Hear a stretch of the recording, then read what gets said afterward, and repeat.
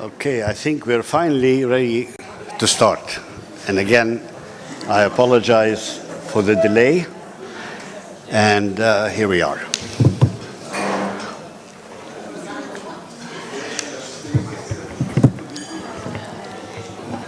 Good morning, everyone.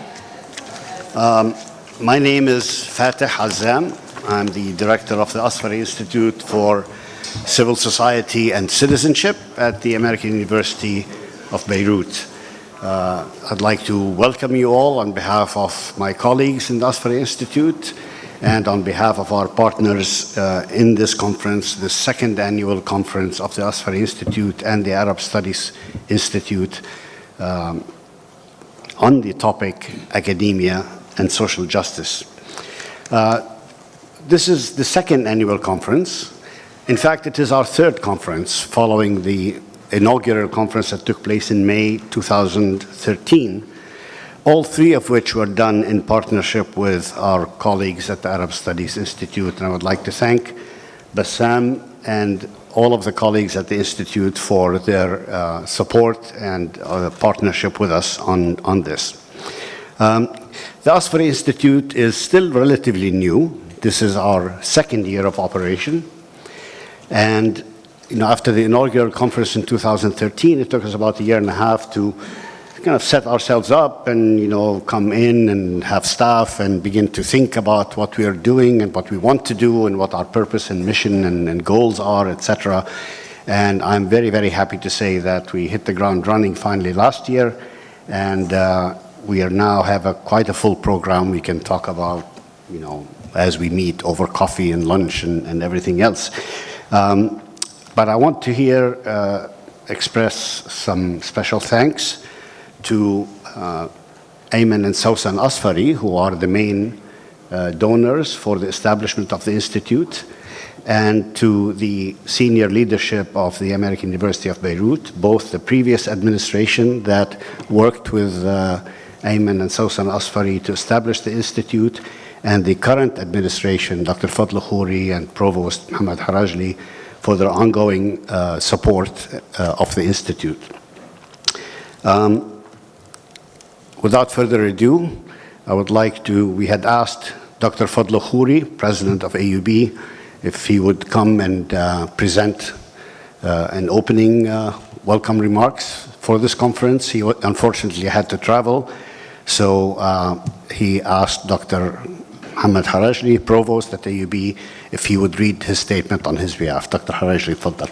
Thank you, Director Azam. Thank you very much. Good morning, everyone. On behalf of Dr. Fadl Khouri, dear Excellencies, Director Fateh Azam, Director Bassam Haddad, and colleagues, it's my pleasure to welcome you.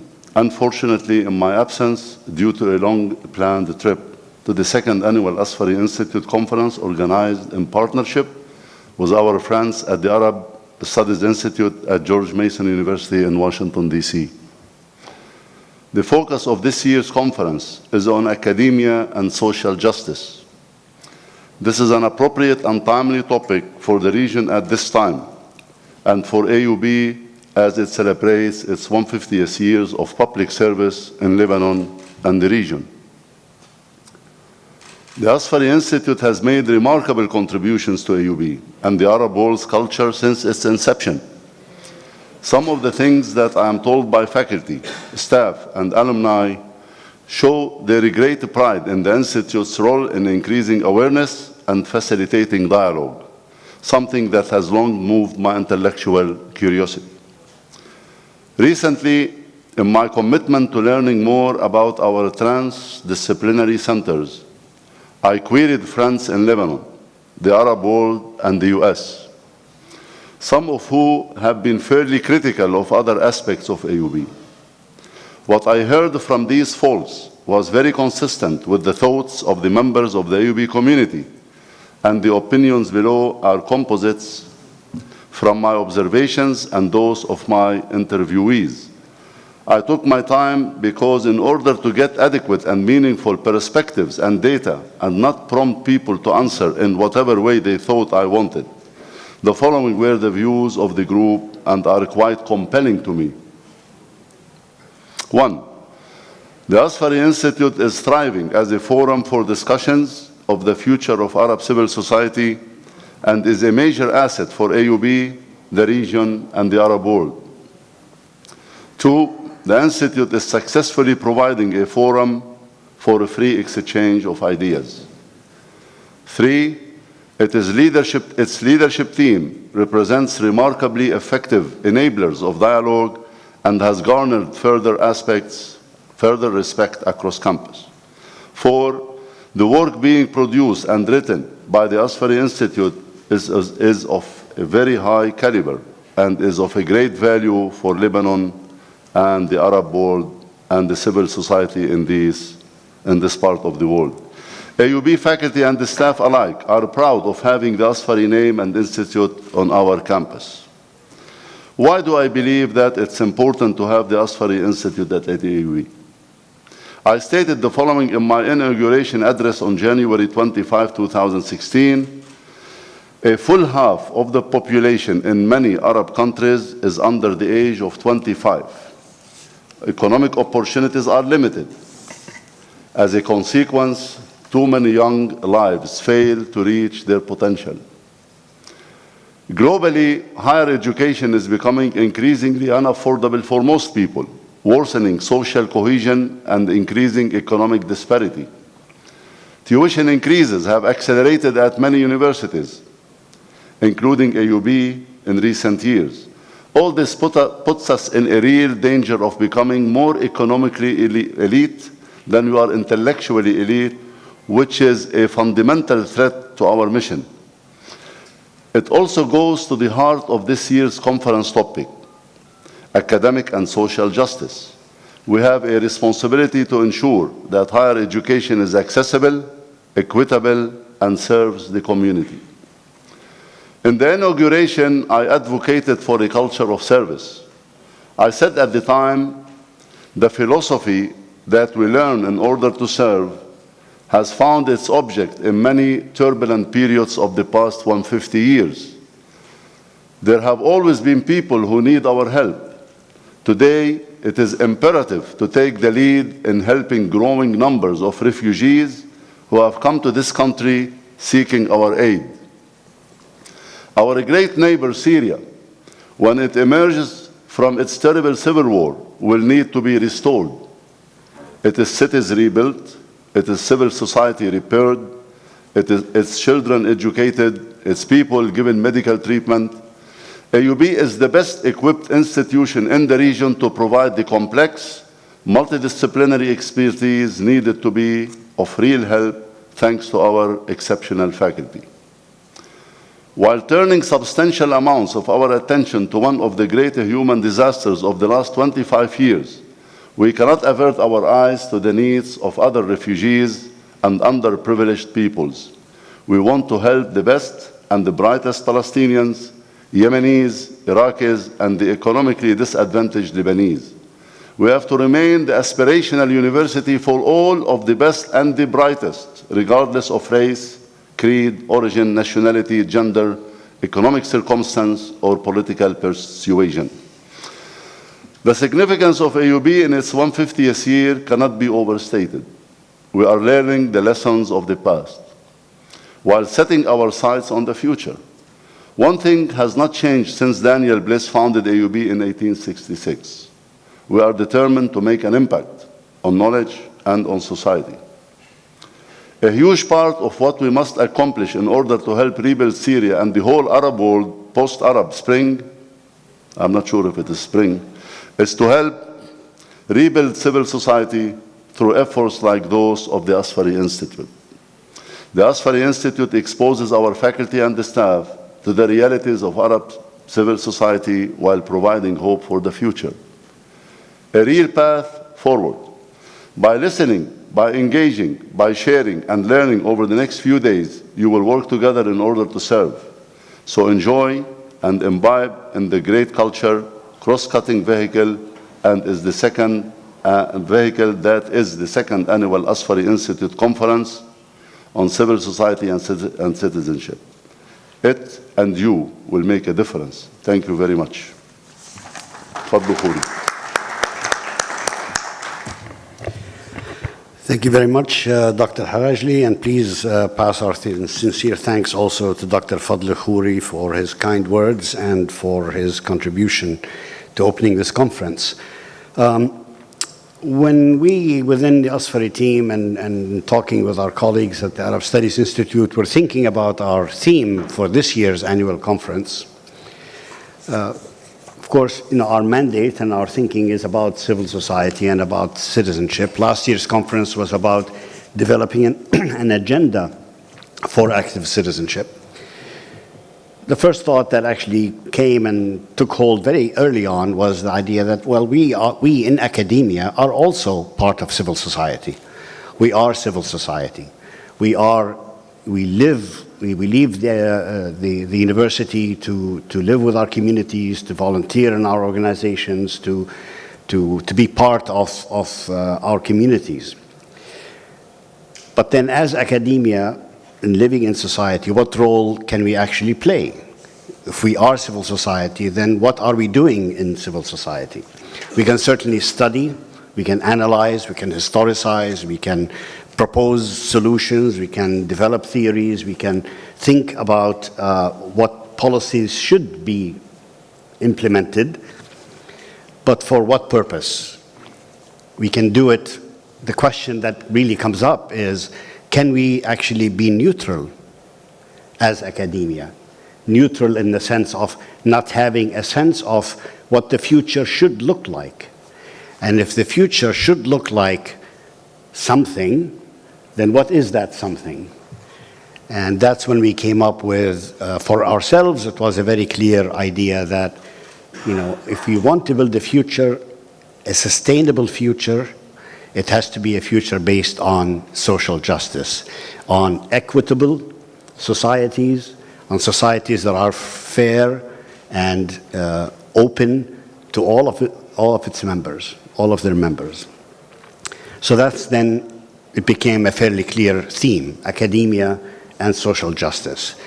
But then how do we do that with the huge challenges that are facing us, not only in this region, and yes, this region is facing tremendous challenges in conflict, in inequalities, in economic, political, social, at every level.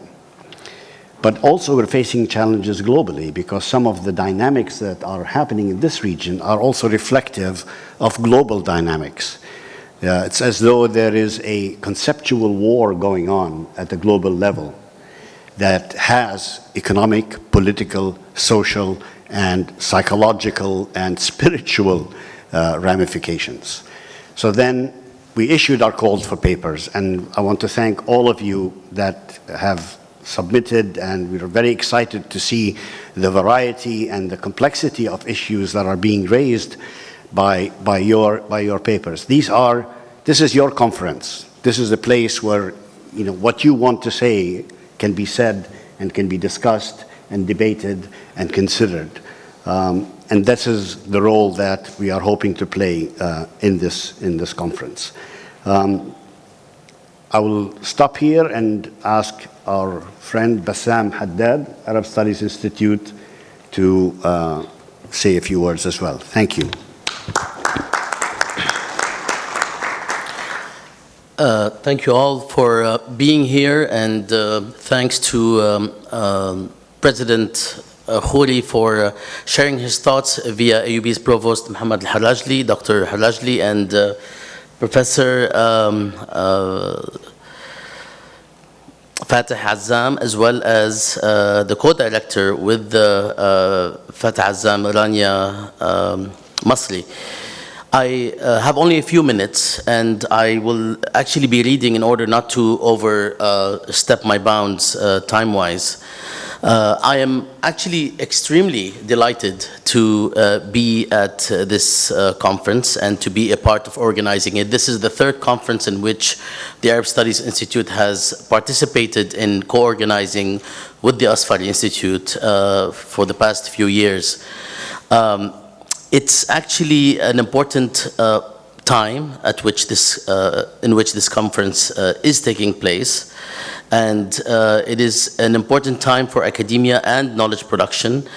on the Arab world because academia and various universities, almost universally, have been the subject or the object of attacks and censorship since a few years back. It is a kind of response to various forms of mobilization that have taken place across universities, which also explains the development and privatization of knowledge production in the form of think tanks, especially in the Western world, in order to escape the sanctuary that the university is. But now we are actually witnessing some sort of attack on the university itself as a sanctuary for free thought. It is also important that this conference is taking place at a time where academic knowledge production in the Arab world has, for the most part, been unable to traverse beyond itself to influence either movement or policy, not least in relation to the momentous Arab uprisings. But not all is lost. In fact, social upheaval and mobilization represents a continuing opportunity for academic knowledge to become relevant again, but it will not happen automatically. The timing of this conference is also opportune in relation to the legacy of the American University of Beirut. The overlap with the 150th anniversary of the inception of the AUB is fitting and tremendously propitious.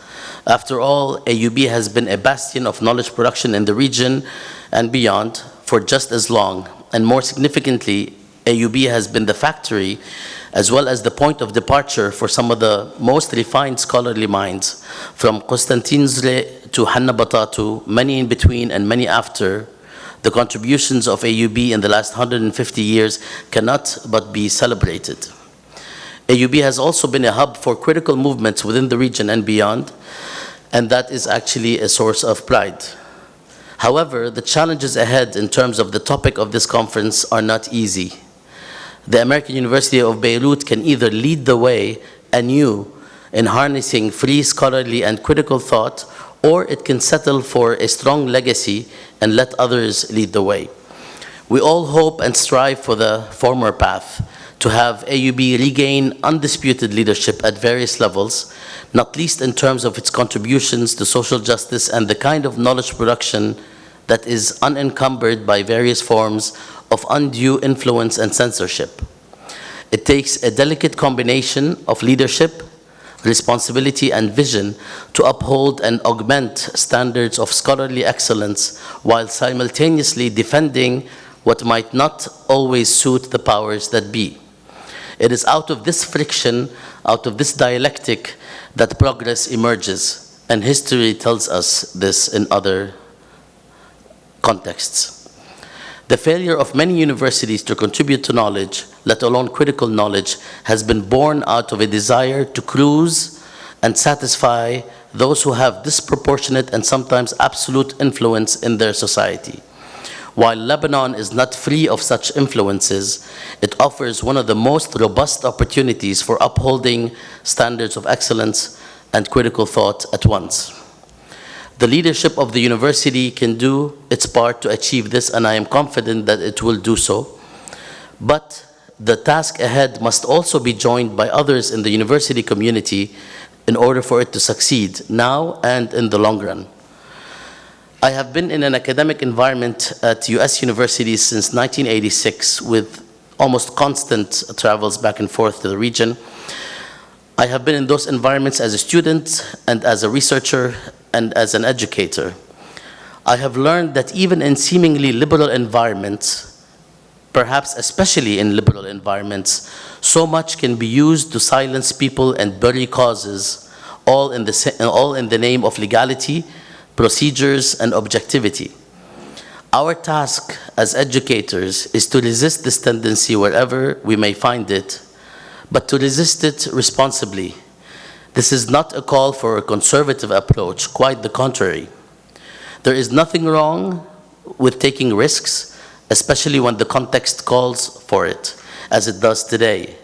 But nothing strengthens the bond between academia and social justice in the long term more than responsible and cumulative risk-taking that add up to something. Lashing out against the system or against the powers that be might make us feel good momentarily, but it really doesn't have a cumulative impact.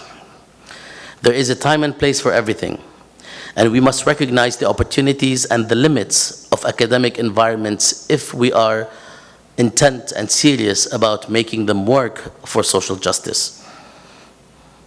Publicly engaged scholarship is its own animal and must be respected as such for the sake of legal rational rules often set by a self-interested power structure. Rather, publicly engaged scholarship is measured by the real influence and results it brings about. Denouncing and condemning is not productive, especially in a context where politics itself is hijacked by everything other than a fair process. There is a dire need for creativity amid tough odds, courage amid formidable obstacles, and the power to persuade, awaken, and mobilize things and people beyond oneself and one's cohort.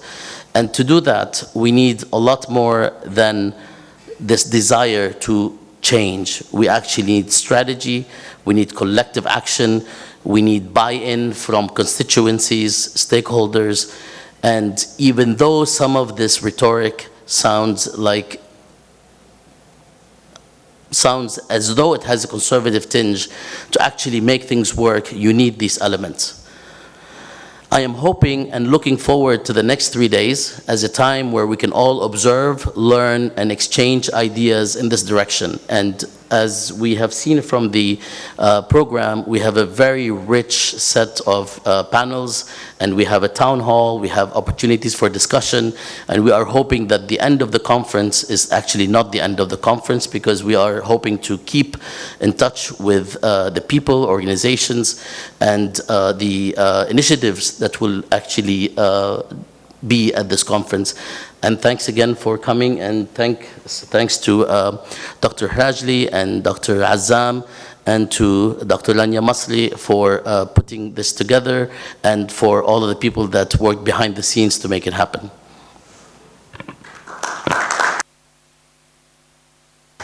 Thank you, Bassam. Just a few notes on the next few days. Bassam mentioned the town hall meeting tomorrow, in the panel tomorrow, and what this is really an open forum and open discussion. What we try to do, and this is always a difficulty in conferences and meetings like this, is you want papers to spark thoughts and spark debate and discussion, but we would like to try and have as much discussion time within each panel and also in that special panel of open discussion as we can possibly have. Because this is really the value that we take back from us. We can always write our own papers and publish them somewhere, but to actually be able to sit together and talk is really the value of a conference like this. We did receive around 70 abstracts for this conference, and it was actually not very easy to choose all of you to come and actually share your thoughts with us. There will be a couple of changes in the programs. There are a couple of changes in the programs, and unfortunately, a couple of people couldn't come. One in the second panel today, Mudar Qassis was not given his visa to come into Lebanon for the first time. He usually comes without any difficulty.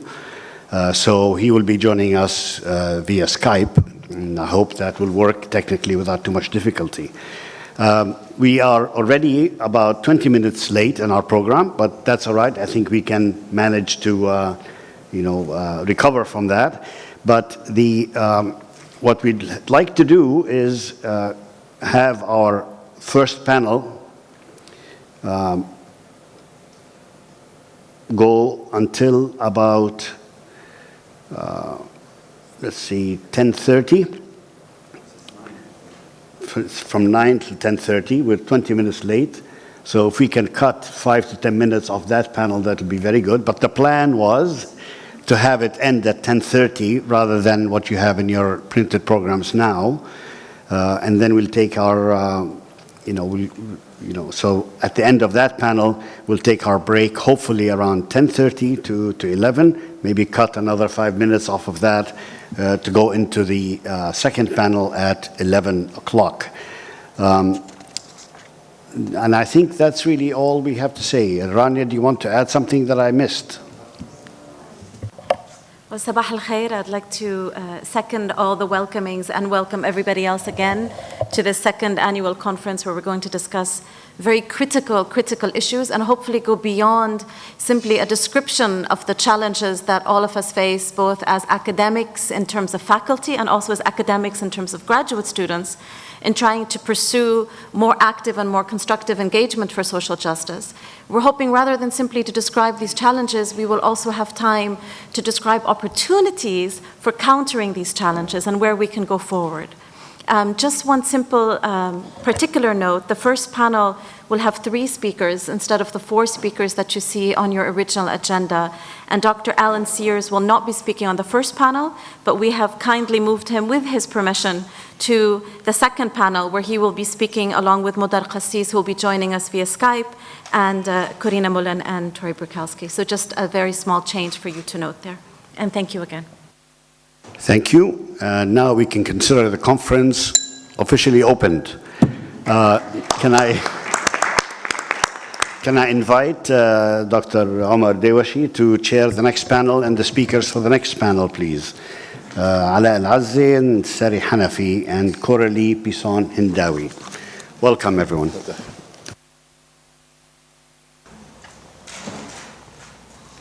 Good morning, everyone. My name is Omar Dewachi. I'm a faculty member at the Department of Population Health, the Epidemiology Population Health, Faculty of Health Sciences here at AUB. I'm an anthropologist, physician by training. I'm very delighted and honored to chair the first panel of this conference, which I'm hoping will be very fruitful and exciting for many of you, as I'm hoping it is for me. The title of the panel is Academia and Political Society, and I think the term political society, as probably many of you know, goes back to political theorist John Locke, who basically used this term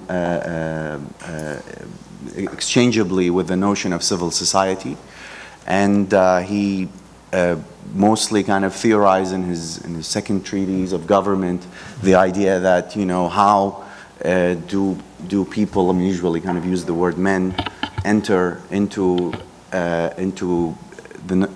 processes of government and being governed and giving consensus to forms of government. So I'm very excited to see how that unfolds in the talks today, because I think it's an interesting and productive concept to think about these blurred lines between what is academia and political society, look at the values and processes between these two notions. So without further ado, I'm very delighted and honored to present my the three panelists on this, 3 panelists here with me. I think on my left is Professor Ala Al-Azza. I'm going to be very short with presentation, so we'll have more time. So Ala Al-Azza is from Beirut University Anthropology and Sociology Department. On my right here is Sari Hanafi from our AUB. You're the chair now, still, no? You're the chair of the Sociology Department here at AUB. And on my far right is Coralie Hindawi, who is at the Department of Political Science and Public Administration. So I open the floor. I think Hala will go first, then Sari, and then Coralie at the end. Thank you so much, Omar. شكرا جزيلا للدعوة. أنا راح أتحدث باللغة العربية بشكل مقتضب. راح أحاول أكثف الورقة. في الحقيقة المشروع اللي بعمل عليه حاليا هو مع زميلي اللي الدكتورة رانيا جواد حول إنتاج المعرفة في جامعة بيرزيت في السياق الاستعماري. لكن بدأ المشروع ضمن حوارات مع مجموعة من الأساتذة بجامعة بيرزيت اللي في عندهم حنين لمرحلة تاريخية ما، وهي مرحلة ما قبل سنوات التسعين، ما قبل أوسلو في فلسطين. الحنين لتجربة خاصة عاشتها جامعة بيرزيت. في معظم محاولات التأريخ لهذه المرحلة اعتمدت على فكرة أن بيرزيت وطلبة بيرزيت كانوا في مواجهة مباشرة مع الاحتلال. ما نحاول أن نجيب عليه في مشروعنا البحثي هو كيف انعكست عملية المقاومة المباشرة، المواجهة مع الاحتلال في عملية الإنتاج الأكاديمي البحثي. وهاي الورقة فيها شكل من أشكال الاستخلاصات الأولية عن هاي اللحظة التاريخية، عن إنتاج الجهد البحثي في جامعة بيرزيت. نسبيا هو جهد متواضع بحكم الإمكانيات، لكن على الأقل كان هناك رؤية واضحة لما تقدمه المؤسسة الأكاديمية في مواجهة الواقع الاستعماري. سأبدأ بجملة من كتاب معذبو الأرض لفرانس فانون، الذي يقول فيه أن المثقف المستعمر يجب أن يعلن الحرب على الأكاذيب الأكاديمية. ضمن هذه الرؤية كانت جامعة بيرزيت المكان الذي أعلن الحرب على المعرفة الاستعمارية وأكاذيبها. والورقة تركز تحديدا على 5 عناصر مركزية. أولا، إنتاج المعرفة فيما يخص التاريخ والذاكرة. ثانيا، المعرفة في عملية نقل المعرفة إلى الحيز التربوي، بحيث أن يصبح التعليم نفسه عملية أو قضية تحررية. القضية الثالثة هي الأركيولوجيا ودورها في مواجهة القصة الاستعمارية حول المكان. وأخيرا، نقل المعرفة الكونية وتحديدا العلوم الطبيعية والطبية من بعدها الكوني ومحللتها بحيث تصبح خادمة للمجتمع. بتقديم مقدمة سوسيولوجية أولية عن واقع الأراضي المحتلة قبل سنوات أوسلو، يمكن الادعاء أن بداية السبعينات اعتمدت على عملية تنظيم كاملة للمجتمع الفلسطيني من ناشطين في الأراضي المحتلة، كانوا يعملون على بناء وعي وطني يعني يحمل شعارين مركزيين. أولا، التحرر الوطني من ناحية، ومن الناحية الثانية التقدم الاجتماعي. وفكرة التقدم الاجتماعي هنا كانت مركزية إلى جانب العمل الوطني. فالقضية ليست فقط قضية وعي جمعي على مستوى العلاقة مع المشروع الاستعماري، وإنما أيضا تنظيم المجتمع، بحيث أن مبادرات التنظيم الشعبي كانت عملية بناء مؤسسات شعبية الطابع تخلق وعي وطني ومعرفي من خلال الممارسة، وليس من خلال فقط التنظير وبناء الوعي على مستوى المفاهيم. جزء من العملية كان عملية بناء بنية موازية لبنية الاحتلال أو بنية بديلة لبنية الاحتلال على شكل مؤسسات. إحدى هذه المؤسسات كانت جامعة بيرزيت بحد ذاتها، كانت بنية بديلة لحالة السيطرة الاستعمارية. لكن هذه المؤسسة بيرزيت أو المؤسسات ذات الطابع الشعبي كانت تقوم على فكرة مركزية، أن بناء بديل يجب أن يقوم على عملية توفير حاجات المجتمع وتعزيز صموده بعيدا عن السلطة الاستعمارية نفسها، أي تربط العمل الجمعي بالواقع الاجتماعي بالسياسي بالأساس، بحيث أن تصبح السلطة القانونية، السيادة القانونية والجغرافية للدولة الاستعمارية غير قادرة على إخضاع الشعب المستعمر. أي أن العملية كانت قائمة على أن الهدف ليس الانتصار بشكل مباشر على دولة الاستعمار، وإنما جعل المجتمع المستعمر غير قابل للسيطرة. وهنا كانت جامعة بيرزيت في بحثها الأكاديمي تقوم على هذه الفكرة. المحاور التي قامت عليها الأبحاث الأكاديمية في جامعة بيرزيت كانت تقوم بالأساس على أولا كتابة الحكاية. بعد 67 شعر الفلسطينيين في الأراضي المحتلة أنهم معزولين عن العالم العربي، وكان التخوف من فقدان إمكانية التواصل مع العالم العربي، من إمكانية أن تصل صورة ما يحدث في الأراضي المحتلة للعالم العربي. فكانت أول المبادرات هو عملية توثيق للأخبار، توثيق صحفي بشكل بسيط.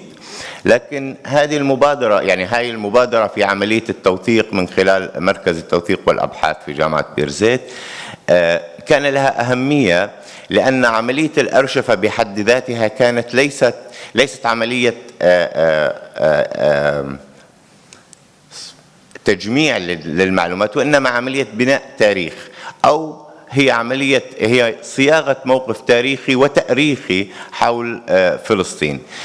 وهذا ما قامت فيه جامعة بيرزيت في ما عرف بمشروع الأرشيف الصحفي، الذي انتقل في مرحلة ثانية من مراحله إلى عملية النظر إلى الفلسطينيين باعتبارهم جماعة وطنية، وبالتالي التعامل مع قطاعات معينة. فحصل عندنا مجموعة من الوثائق تجميع الصحفي لقضايا الاقتصاد والسياسة والاجتماع والتربية، بحيث أننا نرى أن هناك قطاعات تشكل الأمة أو الجماعة الوطنية الفلسطينية. والمثير في الأمر أن في هذه اللحظة أن لم يكن هناك فصل في هذا الأرشيف ما بين فلسطين 48 وفلسطين أو الضفة الغربية وقطاع غزة، بحيث أنه الوعي الجمعي هون يرى في الفلسطينيين كجماعة وطنية واحدة. كانت منظمة التحرير تتبنى هذا الشعار، وسقط بعد، أو يعني ضعف وانهارت رؤية منظمة التحرير فيما بعد أوسلو، إلا أنه مركز التوثيق والأبحاث في جامعة بيرزيت اهتم بعملية التوثيق على مستوى في وقت. أوكي. المحور الثاني الإنتاج المعرفي الثاني الذي كان مركزيا أيضا في جامعة بيرزيت، وهو كتابة تجربة النكبة وتوثيق تجربة النكبة، وما قامت به كادر جامعة بيرزيت وأساتذة جامعة بيرزيت بأنهم حاولوا أن يتبنوا مقولة إدوارد سعيد بأن أعظم المعارك التي خاضها الفلسطينيين كانت الحق بأن يكون لهم وجود قابل للتذكر، أو الحق في امتلاك واستعادة واقع تاريخي جمعي.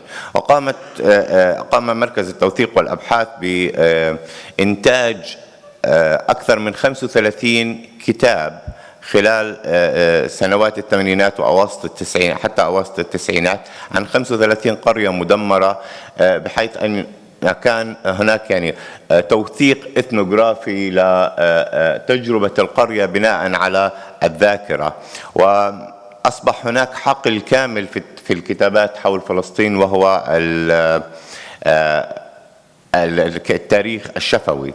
التاريخ الشفوي هون أصبح مركزي، بحيث أن الروايات الشعبية أو المبنية على الذاكرة الفلسطينية إلى حد ما كانت قريبة إلى منطق مدرسة التابع، بحيث أن يكون هناك صوت بديل للصوت الرسمي حول التاريخ الحقيقي الموضوعي العلمي. هون نرى موقف معرفي متميز قام به مجموعة أساتذة جامعة بيرزيت الذين عملوا على توفير أيضا مادة هائلة من المصادر والمواد لكتب شهيرة، مثلا في حالة الفلسطينيين الكتاب الموسوعي لوليد الخالدي اعتمد على أساتذة جامعة بيرزيت وطلبته خلال فترة قبيل الانتفاضة الأولى في تجميع التاريخ الشفوي الفلسطيني، بحيث أن أساتذة بيرزيت أصبحوا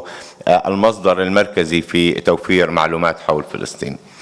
العنصر الثالث، وباختصار العنصر الثالث، كان نقل الجامعة من حيزها عليائها الأكاديمية التقليدي إلى الواقع الاجتماعي في قضية التعليم تحديدا. من المعروف أن الاحتلال من بداية، أو الشعب الفلسطيني أو المجتمع الفلسطيني انقسم إلى مجموعات زمانية ومكانية مختلفة، بحيث أن هناك أصبح مجموعة متعددة من أنظمة التعليم. هذه الأنظمة التعليمية يعني واحد منها كانت العملية التعليمية تحت الاحتلال. ومن المثير أن نرى مثلا أن بعد أقل من شهرين من الحكم العسكري في الأراضي المحتلة في عام 67 أصدرت الإدارة العسكرية أمرا بمنع 78 كتاب من أصل 120 كتاب تقريبا في المناهج المدرسية في الأراضي المحتلة.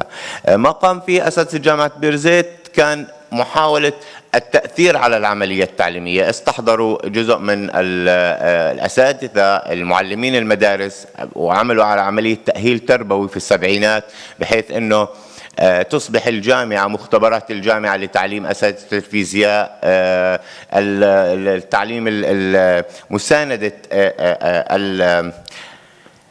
الحقل التربوي. لكن الإدارة الاستعمارية هون في الإدارة العسكرية الإسرائيلية يعني تعاملت مع بيرزيت على اعتبار أنها خطر ممنوع.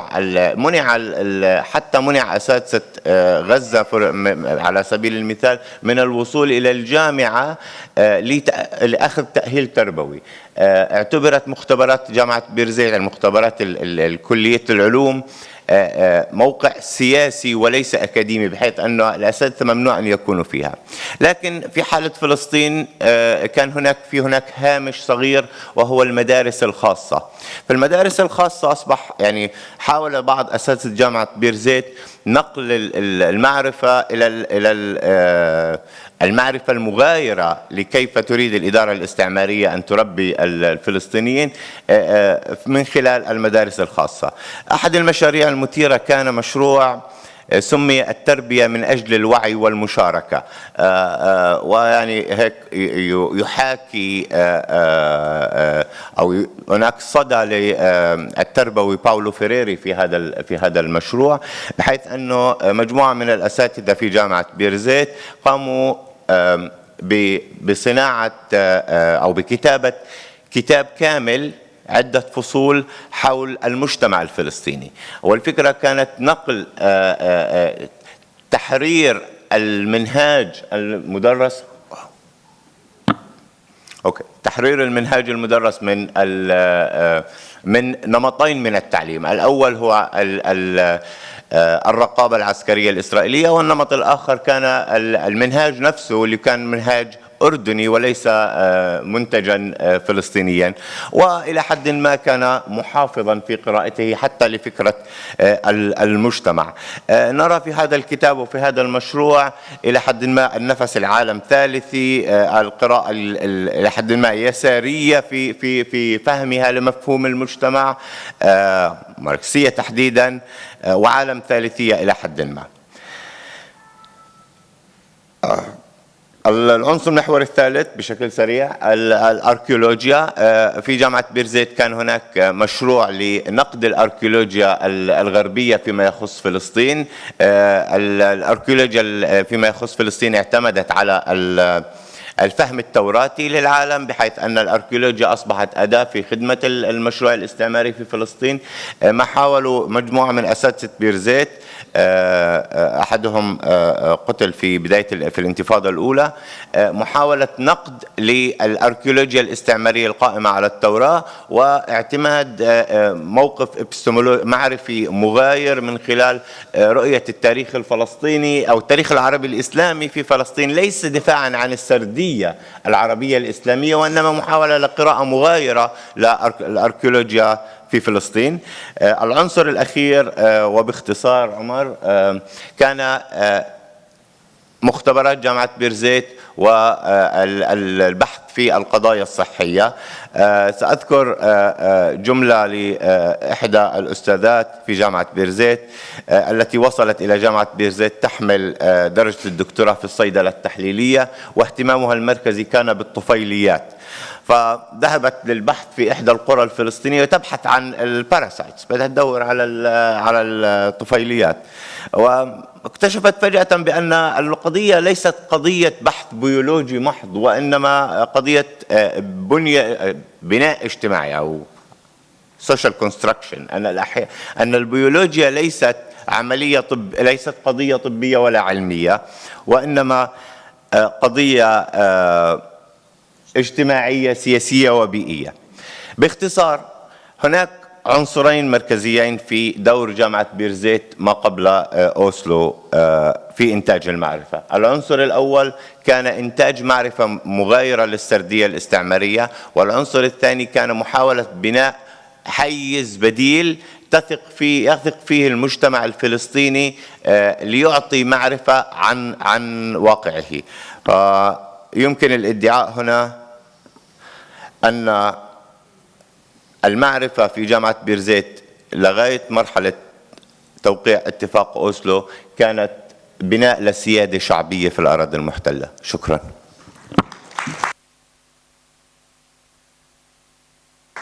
Thank you. Asfari? Yes.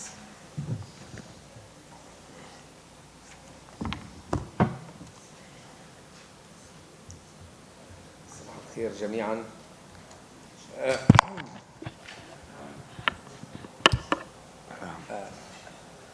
أساري يمكن تجي هون أحسن. أوكي. هيك خلص. اوكي. اذا في الحقيقه اليوم I will talk today about the demise of the public social science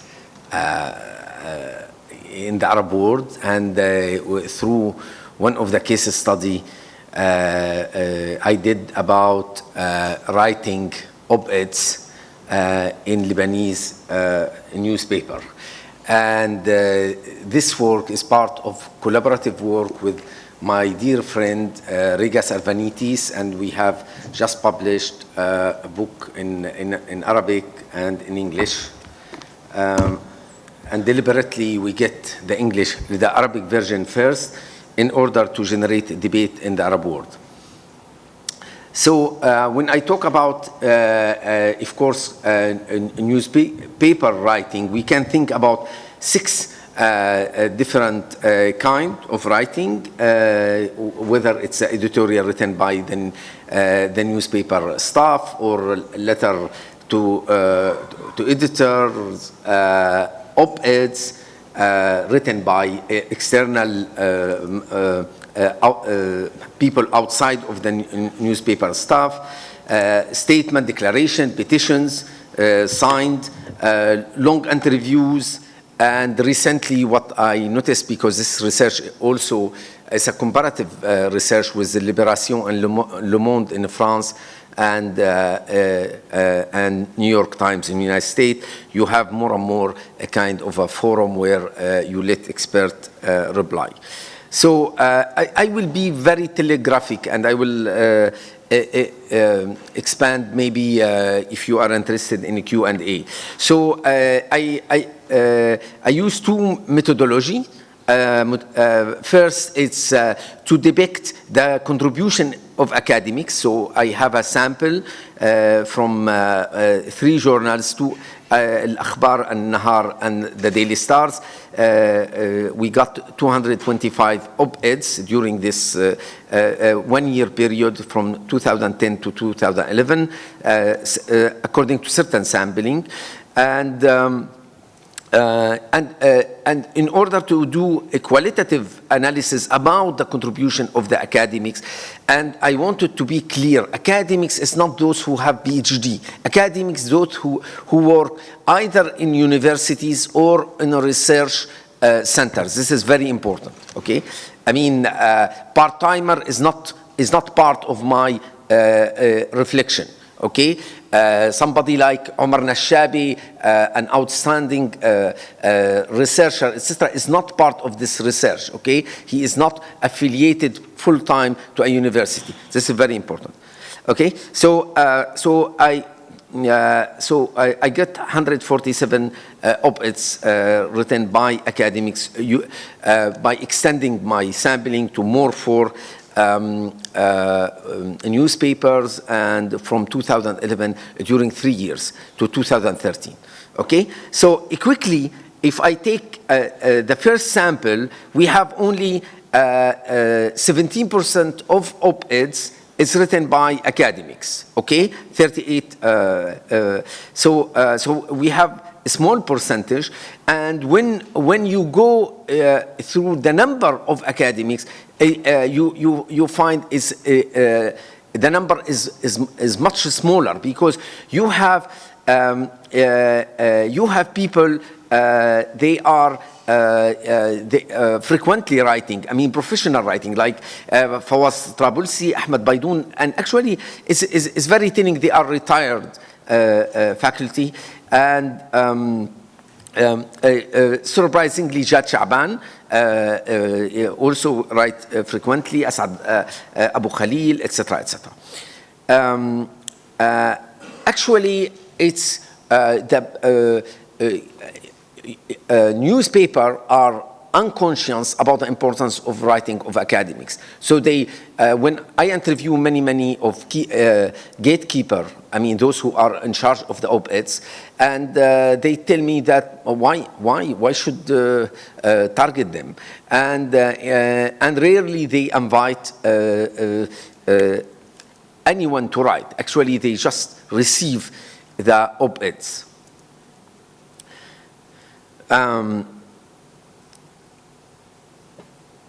The content analysis of this mass of writing, I did content analysis, and again, as I told you, I will go just in a telegraphic way. I identify three forms of writing: reflexive, what I call provocative, and as a citizen. Reflexive, when really you see from the piece that you have specific expertise from your research, and you simplify it for public, okay? And reflexive, when you see, you do comparative, you refer to history and things like that. So it's very interesting. For instance, I analyzed the writing of some of the writing of Samer Frangi, because Samer Frangi write also as a citizen, not as a reflexive. The debate between Talal Atrisi and Kamal Wahbi about Kamil Husseini, for instance, in Al-Nahar, the piece of Ahmed Baalbaki, professor of Lebanese University, etc. Provocative, it's reflexive, but really, I mean, this scholars push the debate in even to hurt the common sense of people, and really provoke debate. Okay, so again, I am absolutely not normative here. I may completely disagree or agree with this provocation, but just to say, I noticed that there is some academics really, what is very interesting is how much they steer debate. I'm thinking about some of the writing of Asad Abu Khalil, Asad Abu Khalil is very known, based in United States, but Bashar Haider at EUB, Muna Fayyad at Lebanese University, okay? And Citizen, as I said, it's really, they write simply as, and here is very interesting, they are, sometimes they are activists, and they write in something it's not specialized of, but they care about it. And this writing is often very interesting also, I would say. Okay, what are the topics of this op-eds?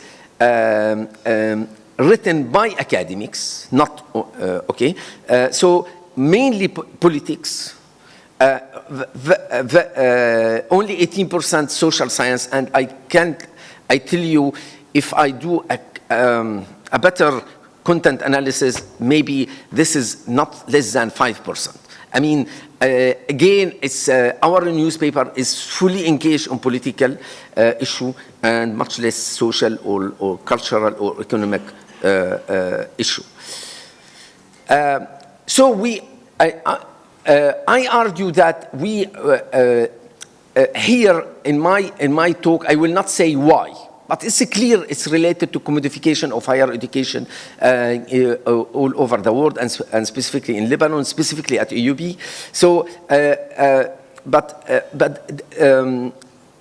definitely we have paradigm shift, and we have a different role of academics nowadays compared to the past. If I refer to a study by Agnès Favier or other, it's clear in the 90s you have investment specifically from Lebanese University. I'm glad that I see Jacques Kabanji here. I'm sure he may add something in the Q&A, how they support the Confederation of Lebanese Workers when they went to strike. I am thinking about a petition of the 55 in the mid of 90s, where 32 academics among this 55 who signed it. And this petition was so important that Salim al-Hus adopted most of the text in his first speech or the cabinet statement. Again, Favier talked about amazing intellectual milieu with a conference, roundtable, etc., that it was a real discussion and debate in the society in which the academics play a major role. So we can, when we talk about the role of the academic intellectual, we can think about two figures, okay? First, being academic activist à la Jean-Paul Sartre. It means that you engage with the hot potato issue in your society. You are part of the debate, the major debate in society. You sign petition, you take position, etc. And you may be academic specialist. Okay. Only you have expertise about a specific domain, and you believe that you should engage with the public in this domain. Both are important, and we should not be nostalgic only to the Sartrean format. I think both are important. So I think, and some people are both. Are Sartrean and academic specialists. I'm thinking about Hannah Arendt. This is a wonderful philosopher and political scientist who was always engaging theoretically in her writing, but writing frequently op-eds and participating in public debate. I want to quote her here: "True understanding doesn't tire of interminable dialogue and the vicious cycles, because it trusts that imagination eventually will catch at least a glimpse of the always frightening light of truth." I think this is how it is important. Op-eds are not a collection of published articles following the protocol of an academic article, nor are they supposed to be documents that solely function emotionally. They are intervention in a possible debate, be it an actual debate or the designation of an important issue that should be put in the public inquiry. So I will go to my conclusion.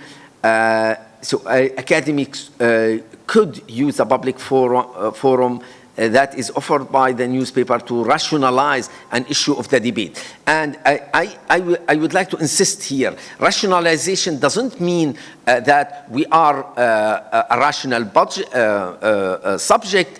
We are not part of the political. We are organic intellectuals. It means that we can side with the bourgeoisie, we can side with the oppressor or oppressed. But I think the contribution, there is a question of rationalization is very important. Although infrequent, op-eds written by academics, especially when they write reflectively or provocatively, do play an important role in the debate. In the paper, I give some examples. Academics could utilize the op-eds pages as a laboratory to test their ideas and to enter into direct conversation with different audiences. This could be the case for all kinds of positions, either when testing the social and political order, an activity that requires direct interaction with the public, or by exploring public policy issues. Moreover, this rather thin flow of articles from academics is expressing distrust toward universities and more generally knowledge production. So unfortunately we have a double failure from the side of Lebanese newspaper to incorporate academic voices, but also failure of the part of the academics to engage in the public spheres. Just I need 2 minutes. Okay. Yes. Yeah. Okay. So this work is also comparative study. I mean, in the work I work with Regas, we look to the type of research activities scholars have in the Arab world. We have around 260 interviews, in-depth interviews all over the Arab world, but specifically in Jordan and Lebanon, and we see the different type of activities academics doing. If you go to France, you see how important the professional, it means the research done within the university and how it's connected to the public and to policy moment. I mean, and the critical research, it means research which is not necessarily based on empirical work. In the United States, you have a different format, but when you come to the Arab East, you will see that the big bunch of research is a policy, is funding from outside, so it's always goes through the format of reports, etc. You see the public is small, and it's not a question, public research, it means engaging with the public, op-eds, television, etc. But what is interesting is disconnected from the professional research. I mean, the real research you do in a long term. It means that more and more the public are not the academics, and if you close your eyes and think who are the most important public intellectual nowadays in the Arab world, you will find most of them, they are outside of the universities. Thank you. Thank you, Sari. Do you have PowerPoint?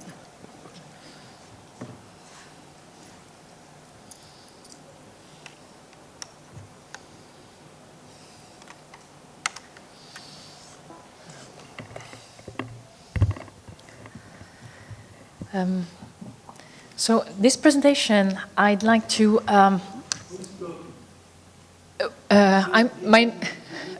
Well, I was introduced at the beginning, together with all other panelists. So my name is Coralie Pizon-Hindawi, and I am an assistant professor at AUB in political studies.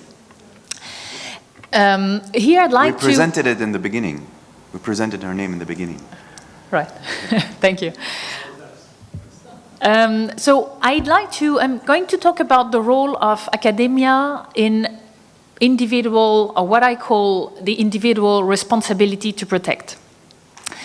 And the point I'd like to make is that when participating in a struggle against the worst forms of social injustice and abuse, individuals within academia and beyond can benefit from a reinterpretation of the doctrine of responsibility to protect, and a reinterpretation of the doctrine that acknowledges the potential role of individuals and academics in the doctrine. But I have to start with the doctrine of responsibility to protect for those who are not familiar with it. This concept of responsibility to protect establishes that there exists in both domestic and international politics responsibility to protect people from the worst forms of crimes. So we're talking about people under threat of genocide, crimes against humanity, ethnic cleansing, or war crimes. And the R2P doctrine insists on the primary responsibility of governments and states to protect their populations or the populations living on their territory. But it also says that should a state prove unable or unwilling to protect a population from mass atrocities, the international community, and it's commonly understood as being the UN, so the international community then has a responsibility to step in to protect or contribute to the protection of a population. And in the common understanding of R2P, the UN Security Council is widely perceived to be one of the primary bearers of this responsibility. Now, the R2P concept has been endorsed unanimously about a decade ago during the 2005 World Summit. There have been since many UN Secretary General's reports on how to implement R2P, yearly discussions among states. The Security Council has invoked the concept a number of times, including to justify, you may recall, the 2011 military intervention in Libya. So in many sense, this concept of R2P is regarded as a successful norm entrepreneurship process, because within a decade we have a concept that really has been established as something that nobody would really question or dare to question. Now, this concept on the one hand is subject of very lively debate, in particular in Western academia, but it's also perceived rather skeptically in other parts of the world, including, I think, here in the Middle East. Quite interestingly, Palestine is generally conspicuously absent from most R2P discussions. There is an overall reluctance in the R2P literature to acknowledge Palestine as a case to which the R2P doctrine would be applicable.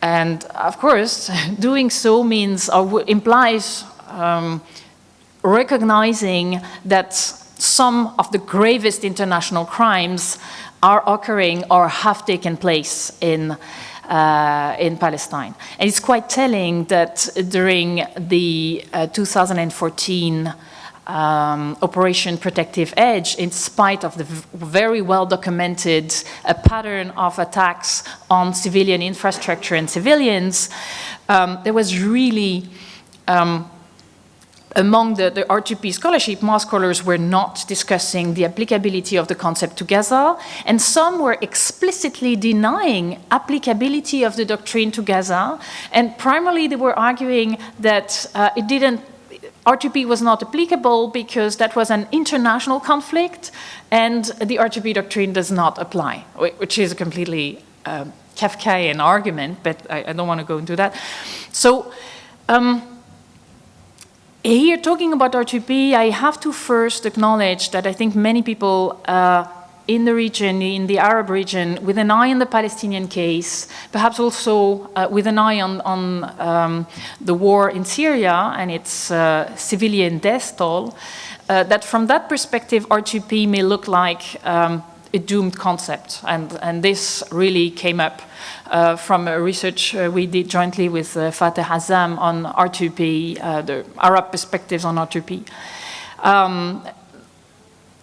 So yes, it may look like a doomed concept, one that is conveniently instrumentalized when it's in the interest of powerful actors willing to intervene, Libya type, militarily somewhere, but at the same time a concept that does not guarantee that people under threat from really grave crimes will be effectively protected. Think Palestine, think Syria. So from that perspective, one may think R2P does not have much more to offer than international law, that in many instances is also regarded as sort of, not particularly useful either. Just quick note that to acknowledge the fact that also beyond the region, the debate on R2P, even though it's been officially endorsed as a concept, hasn't stopped, and there are really different approaches, primarily between an essentially Western reading of R2P that that tends to be more understood primarily as allowing for military interventions, etc., and a different reading of R2P, more typically Southern reading of it, that is wary of the concept's potential for instrumentalization, of the connection that was made in 2011 between R2P and regime change and that sort of things. So drawing this picture of a concept that sounds nice, but doesn't seem to trigger a lot of enthusiasm and hopes in many parts of the world, including the Arab region, one may wonder how useful it's going to be for this conference topic. So here, 2 points to justify presenting on this right now here. There's an assumption upon which I'm working here, and it's the assumption that international law in general and such concepts as R2P in particular should not be dismissed as useless because of their obvious limitations, which they have, but that they should be considered as one of the tools that can be used in the struggle for social justice and for the respect of the most basic human rights. So I see, and it's one of my starting points, R2P as a potentially powerful tool in spite of its limitations, therefore worth exploring and studying its usefulness. The second point is that the classical understanding of R2P is really focused on the responsibility of institutional actors, states, UN, etc. And I believe that this classical understanding of R2P is way too limited.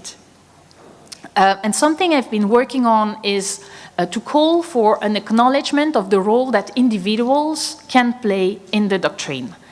And interestingly, a former Secretary General Special Advisor on R2P, Ed Luck, has recently published a piece on this very concept of individual responsibility to protect. So this is something that I had also thought of. And I'm hoping that this interpretation of R2P is going to get more visibility, perhaps now, and perhaps more influence on the debate. And in turn, increase the relevance of R2P for the scholarship.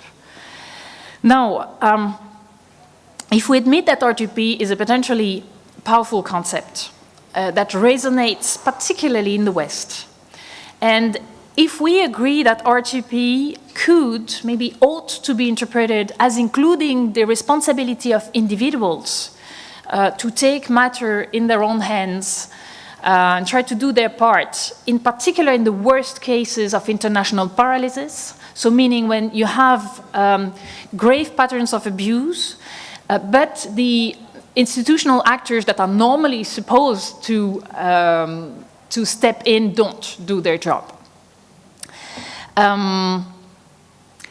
In that case, we can see R2P, and particularly its individual iteration, as a tool, as a doctrine that can serve the struggle against the worst forms of injustice and abuse. And this is understood as a struggle that's not primarily conducted and driven by states, but by individuals.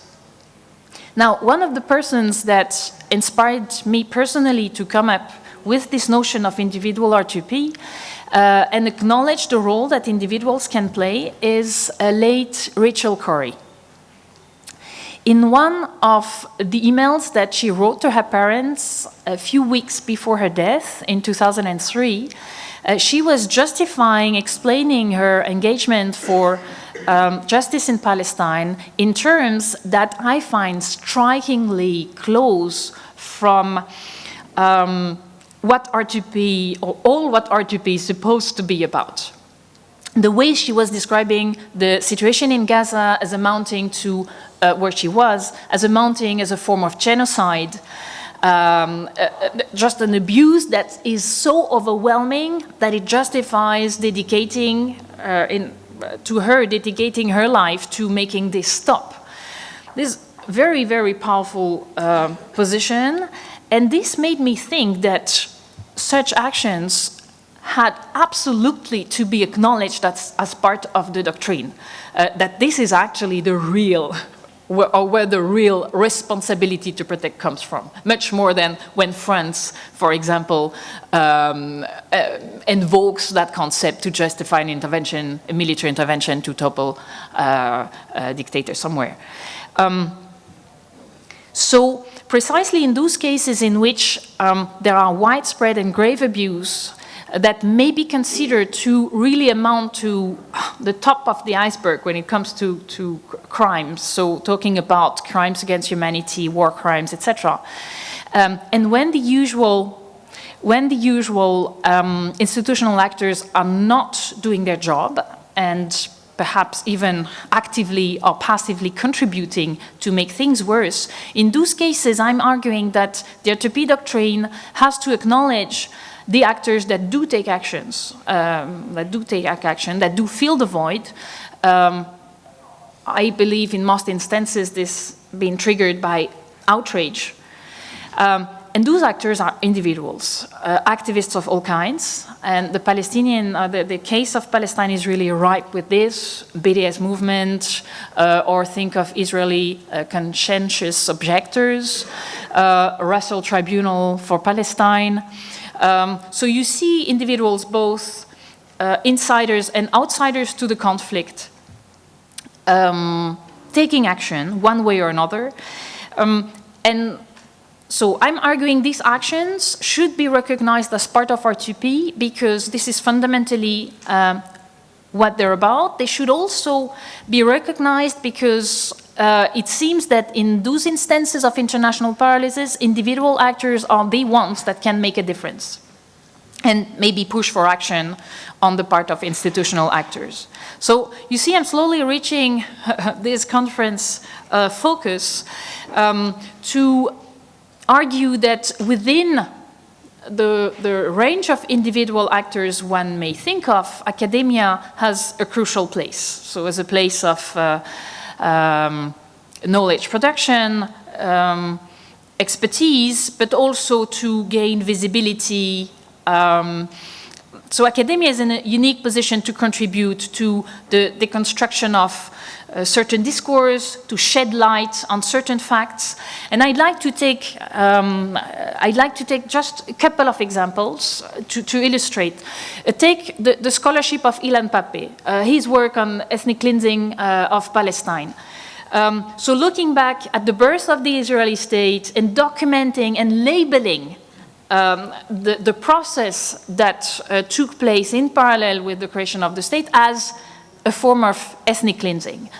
I got you. Need 1 minute. So this to me is an example that scholars have a crucial role to play in this labeling act, denouncing ethnic cleansing, war crimes, apartheid, and indirectly allowing others also to use the concept of R2P. Because as soon as you establish that we are dealing with some of these worst forms of abuse, then we can have R2P step in, and really it has become a strong concept that I think can be used with some relevance. And of course, beyond the individual scholar, you have the academic institutions, students, professional associations that can contribute to raise awareness and undermine a discourse quite dominant in the West when it comes to Palestine, and discourse that contributes to maintain current policies. So, and I'm coming to really to my conclusion.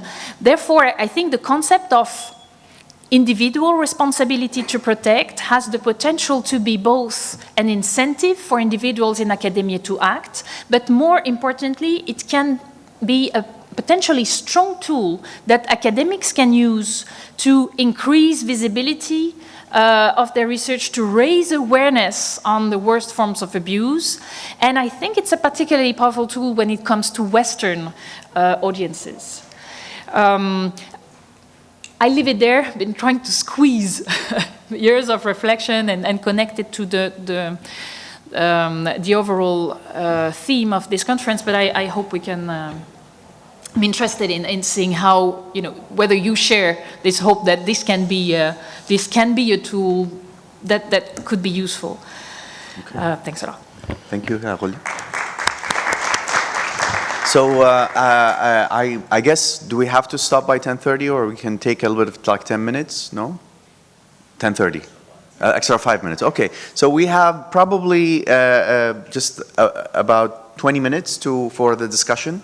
I open the floor for the audience. So I'll take 3 questions, and then we'll answer them, and then we'll get back. Yes, please.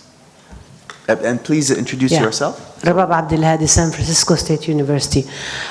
First of all, thank you so much for this very enriching panel and discussion.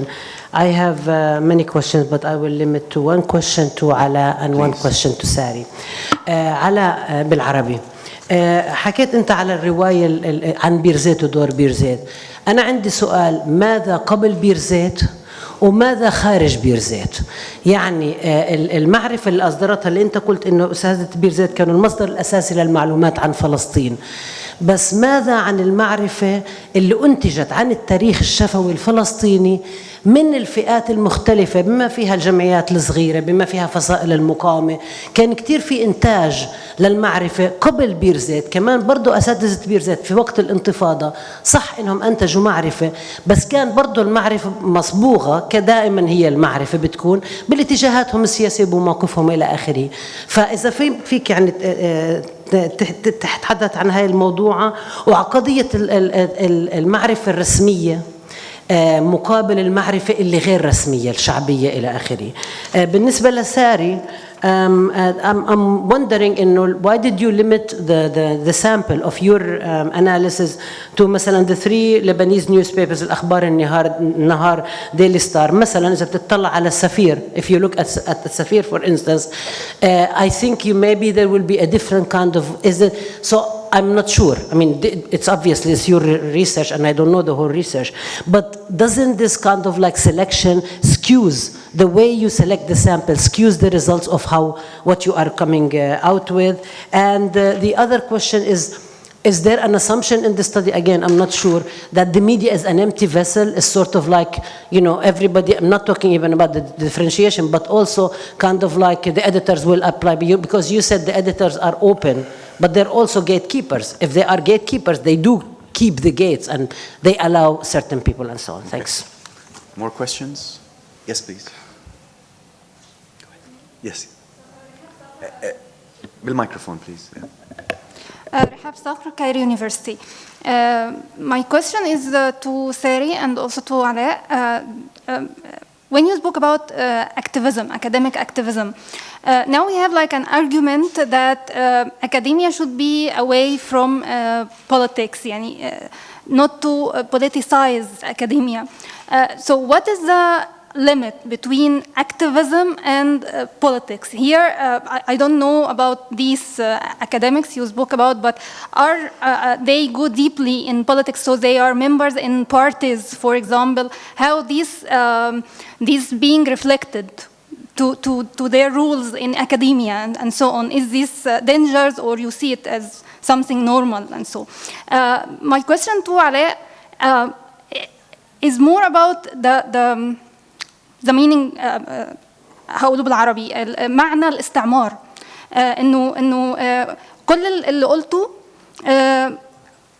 يعني يوجد مثله في مصر. نفس فكرة إن إحنا عاوزين نعمل تاريخ شفوي بالذات بالنسبة للثورة أو بعد الثورة. في خوف شديد جدا من فكرة المعرفة الرسمية وما يدرس للطلبة في الجامعات بخصوص اللي حصل والثورة وما إلى ذلك. الحكي عاوزين نعرف من الناس أكتر ما نعرف من الأكاديميا. هل معنى الاستعمار هو فقط يعني استعمار؟ أنا عارفة إنه في طبعا حالة خاصة في فلسطين، بس هل ممكن نوسع شوية معنى الاستعمار، إنه مش بس استعمار إسرائيلي ومش بس استعمار غربي في الحقيقة؟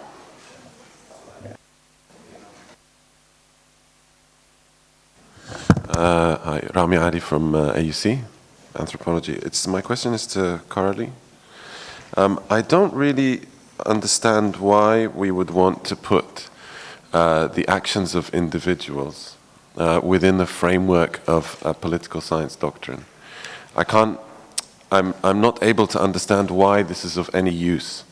and what is the difference between R2P and ideas of humanitarianism, internationalism, global citizenship, social movements? You know, why should I take ISM and punch it through R2P? I see no use in doing that personally, unless you have an explanation for it. So I think that I'll leave it there for time. You know, I'm not sure I'm clear why R2P is relevant for individuals when it's designed to describe the actions of states. And I think there are a set of assumptions you have about, you know, you say things like, if states are not doing their jobs. I mean, I don't think that the job of states is to intervene. I don't think that's in their nature, really, or in their reputation or their history. So I'm a bit confused about why R2P is of any relevance to individuals or groups.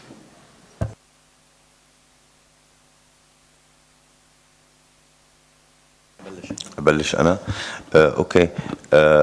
رباب، يعني تحديدا فيما يخص سؤالك حول المؤسسات المختلفة اللي ساهمت في بناء تاريخ أو دراسة التاريخ الشفوي الفلسطيني، ما ميز تجربة بيرزيت بالأساس أنه لما اشتغلت على القرى منفردة أنه فعلا هي أول المؤسسات التي عملت على القرى منفردة، على الكتب كل قرية خاصة. كان هناك ميزة أخرى في الموضوع وهو العملية الحوارية، بمعنى أنه لم يكن المنتج الأكاديمي فقط منتج أو يوضع في المكتبة.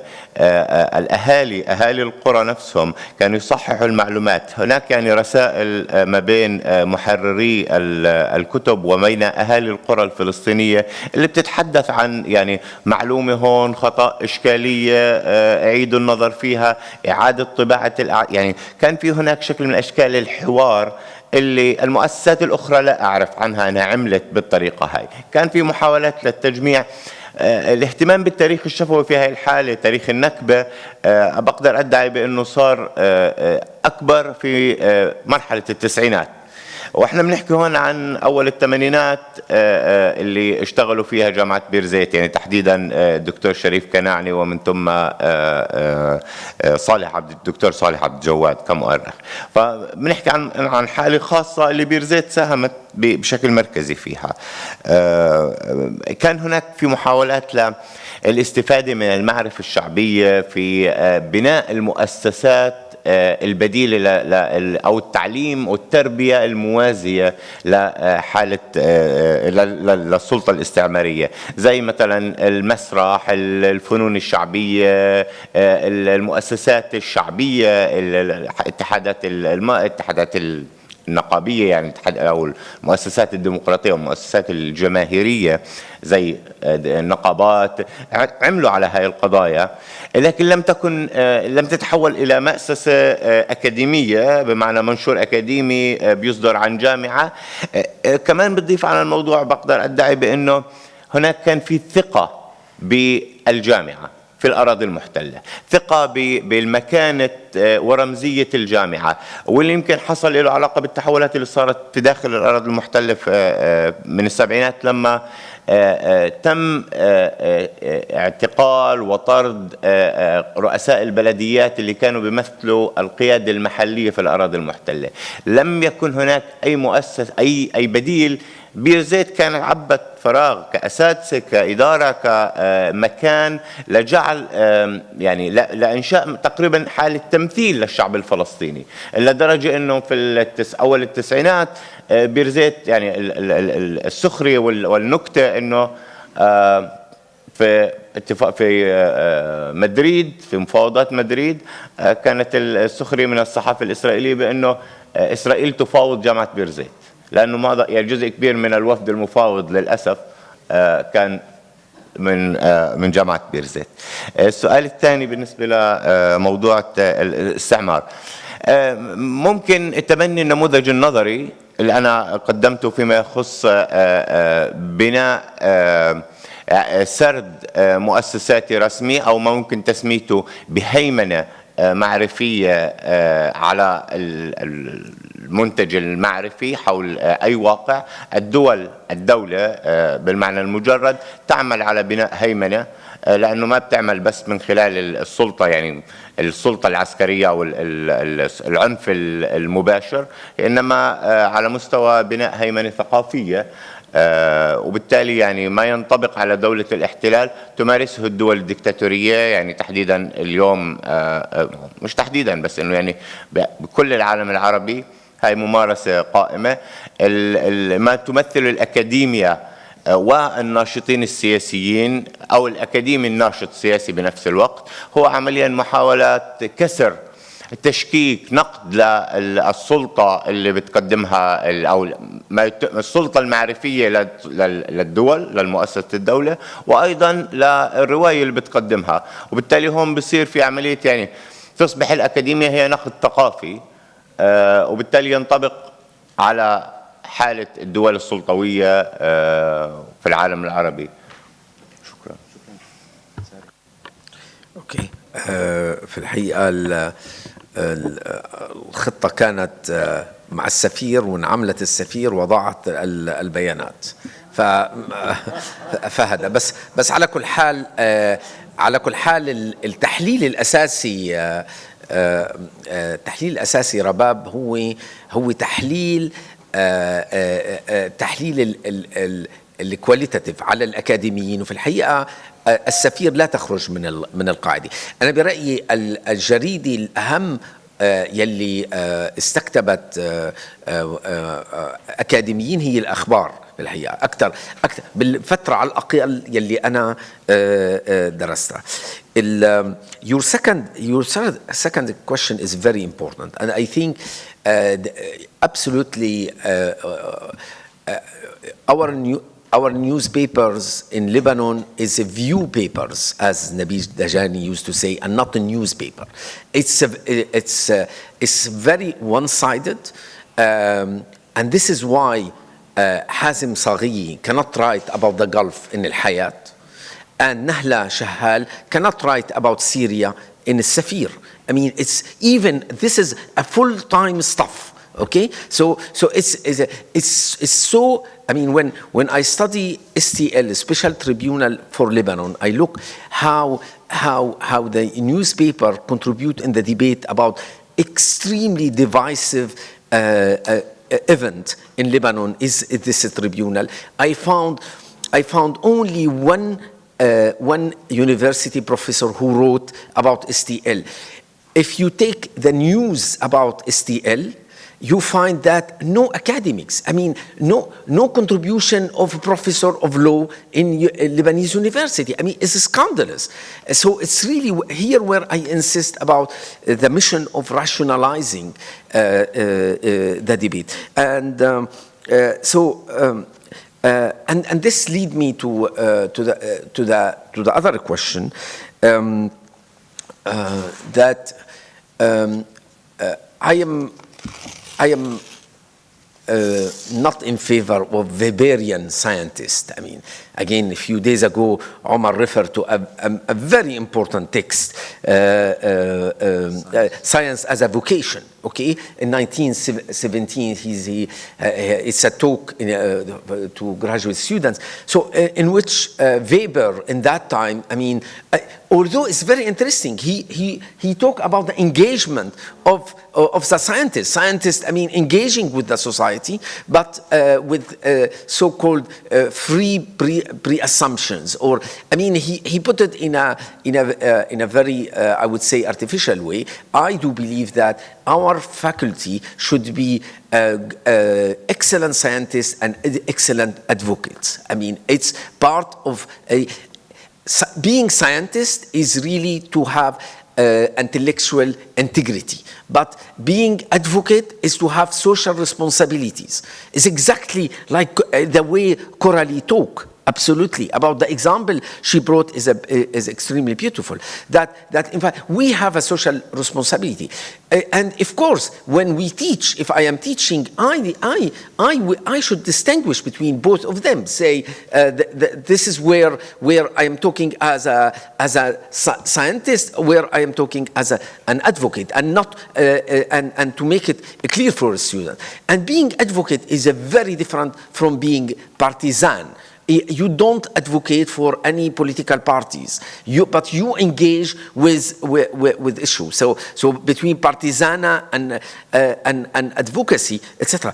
Because I think I am long observer of Egypt, for instance, and even people I don't like people part of the regime, okay. Ali Din Hilal, etc. His writing, when he writes in newspaper, is very interesting. I mean, how he put the data, etc., is very enlightening. Then you would like to take the analysis, or you don't want to take it. This is another story. But this is what I'm trying to say. Okay, I stop here. Thank you very much. I mean, I'm not surprised by the argument. I understand, I think, quite fully where you're coming from. Now, let's try to convince you. The emergence of the R2P doctrine is part of a broader evolution in international law that comes together with the emergence of international criminal law and the notion that individuals suspected of being implicated in the worst forms of crimes like torture, etc., war crimes, have to or can be prosecuted anywhere and can no longer hide within the borders of a given country, whatever. So this evolution of international criminal law towards real implementation of human rights and less impunity for those who are responsible for very serious breaches of those rights.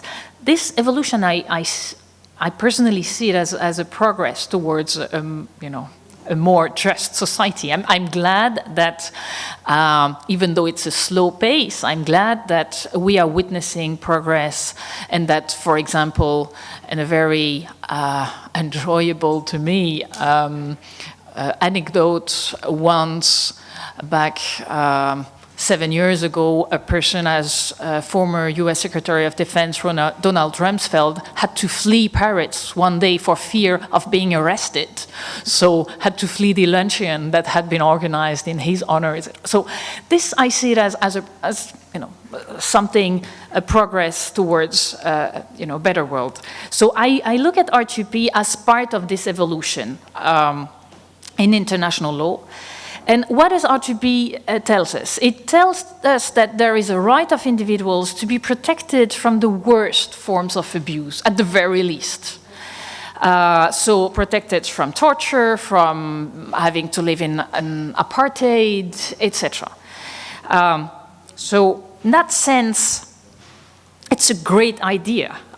Now, the problem is, what if the government supposedly in charge doesn't help to protect the people from such crimes? Then R2P tells us it's the responsibility of others to intervene. But who are these others? According to classical R2P, it's the UN, it's third countries. Now, problem, what if these actors don't do anything, are not particularly helpful, and again, Palestine is perhaps one of the emblematic illustrations for that. Either you say, well, R2P is a useless doctrine because it doesn't provide us with any answer to this when both the state in charge and these other actors that are supposed to represent the international community don't do anything. You say, well, R2P is useless. Okay, you can do so, you can say so, or what I'm suggesting is to say, well, R2P may have some potential.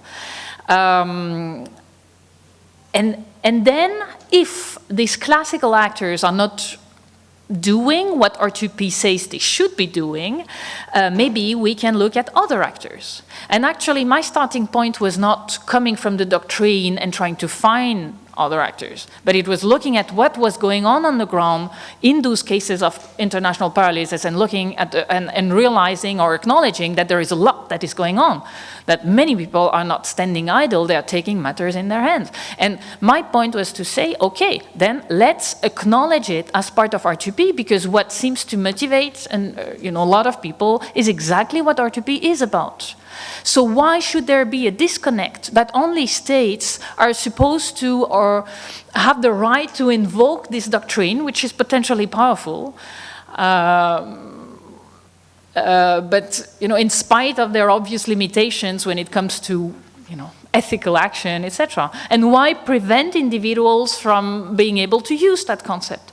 So the proposal here is to reappropriate R2P.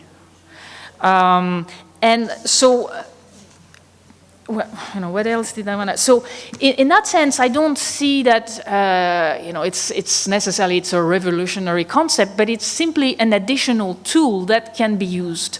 And why I don't want to just give away with R2P and say it's useless, let's forget about it, is the same reason why some other people argue we cannot simply forget about international law because, and I'd like to quote Lisa Hajar in a piece she wrote for Jadaliyya, and I think it was entitled something along the line of why is Gaza still occupied and why does that matter, or something along those lines. And she was writing, for stateless people, including those living under occupation, international law is exceptionally important because they have no national law-based alternative to assert, let alone exercise, their right of self-determination. International law provides the point of reference for that and all the other rights they can claim by virtue of being humans. And I subscribe to that, and I believe that just as we can not afford to ignore international law when it's one of the tools that can be used to struggle for more justice, the same applies to the R2P doctrine.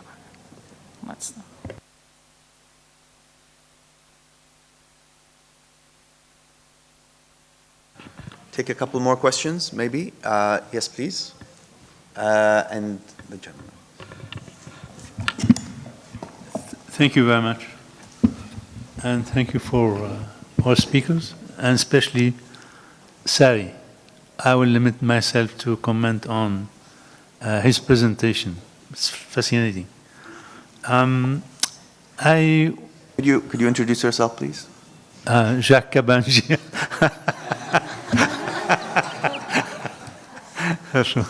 I'm a retired professor from the Lebanese University. So the untold hypothesis behind all you have been saying is that academic institutions in Lebanon have something to do which is different from other kind of actors, social actors and scientific actors. Well, it's a matter of discussion because mostly when we are talking about the Lebanese University in special, which is the huge one, the very important one, even in matter of academic personnel and faculty, this university is attracting professors according to a communitarian line. So when they publish in newspapers or anywhere else, they are reflecting in some kind the reason for which they have been recruited by the university itself. In other kind of universities, private ones, like the American university, there's a kind of cultural divide. The American university has its own world, its own referential value system, and it can really leave enough space to its own academy to speak out and to collaborate to newspapers. So in taking this untold hypothesis into account, I can say that two things may or should be reviewed in your work. First of all, when an academic, Lebanese academic, is contributing to a newspaper, is paid. You know that. So she is paid. So this is not something which is only sought for influencing public opinion. It's also to get some money. And the second thing, and this is what my colleague has already pointed out, is that there are gatekeepers in each newspaper. And when you write something which is different from the dominant political orientation of the newspaper in question, so you'll have, in general, no chance, no opportunity to be published. And I myself, I underwent this particular condition when An-Nahar started refusing publishing me. And this is, you can ask about this issue, Jihad Zain, who is a gatekeeper for An-Nahar and for opinion. And finally, each newspaper in Lebanon is financed by someone else, and especially by regional powers. So no one can get the possibility to publish in either one, except if this one is playing at least, let's say, a moderate commentator. Sometimes we cannot explain ourselves in a very clear and responsible way, because there is a kind of control. Okay. We are under control when we are collaborating to. Thank you. Very quickly, please. طيب، فراس جابر، مرصد السياسات فلسطين. يمكن كان السؤال الأول لعلاء إنه هل الجامعة في تحت شرط استعمار تاريخي بتلعب دور تقليدي فقط في التعليم وإنتاج المعرفة، ولا هي كمان لها دور بنائي في موضوع المجتمع وإعادة إنتاجه؟ في معنى معين إنه في حال جامعة بيرزيت أو حتى الجامعات الأخرى الفلسطينية كان الأكاديميين بيلعبوا كمان دور في بناء الأحزاب، مؤسسات غيرها وخلافه، فكمان الدور هو متعدد أوسع، فالجامعة هي جزء من شبكة علاقات. وفي هذا المعنى انه هل مثلا الموضوع التاريخ الشفوي او غيره هو اعاده انتاج لمجتمع تقليدي بين قوسين، بمعنى حتى المعرفه بتسعى للتحرر هي انتاج لمجتمع اللي هو تم تجاوزه في لحظه معينه، وبالصراع انه انتاج كمان بنيه مهيمنه اللي هي السلطه او منظمه التحرير سابقا، فبالتالي هو معرفه تحرريه من ناحيه، لكن هي معرفه عم تنتج طبقة مهيمنة، سلطة، دولة، ما شابه ذلك، وهذا بتناقض مع كمان يمكن شرط النقد للمعرفة. بشكل سريع لساري، موضوع يمكن مهم نعرف عدد المقالات المرفوضة أو تم تحريرها، أو العلاقات الشخصية مع المحررين كمان تلعب دور، وليش مش عم بكتبوا في مجالات أو في جرائد أجنبية اللي يمكن يكون موضوع مدى التأثير على السياسات الخارجية أوسع؟ شكرا.